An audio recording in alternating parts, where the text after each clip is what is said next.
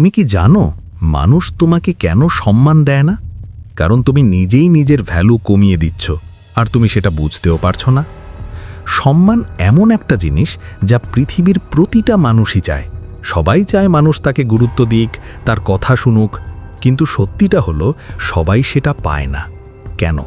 সম্মান কি টাকা দিয়ে কেনা যায়, নাকি ক্ষমতা দিয়ে অর্জন করতে হয়? না, এটা একটা সাইকোলজিক্যাল গেম।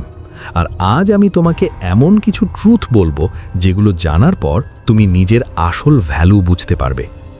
একটা কড়া সত্য, তুমি যদি অন্যের কাছ থেকে সম্মান চাও তাহলে প্রথমে নিজেকে নিজেই সম্মান করতে হবে। তুমি যতটা নিজেকে রেসপেক্ট করো, মানুষও ঠিক ততটাই তোমাকে রেসপেক্ট করবে।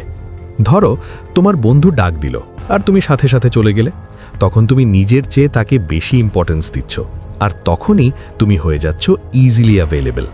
মনে রাখো, নো বাউন্ডারি, নো রেসপেক্ট।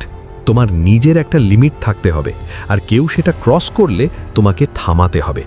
কেউ মজা করে তোমাকে ধাক্কা দিল, তুমি হেসে উড়িয়ে দিলে, তুমি নিজের রেসপেক্ট নিজেই নষ্ট করলে। কিন্তু যদি তুমি বলো এইটা আমার পছন্দ না, তাহলে মানুষ সাথে সাথে বদলে যাবে। আরেকটা ভুল, তুমি তোমার সব স্বপ্ন সবার সাথে শেয়ার করো, কিন্তু সবাই তোমার ভালো চায় না। কিছু মানুষ আছে যারা চায় তুমি যেখানে আছো সেখানেই থাকো, তারা কখনো চায় না তুমি বড় হও।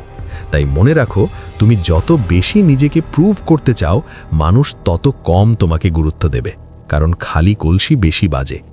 Real power is silence. কথা বলে না, কাজ দিয়ে প্রমাণ করে।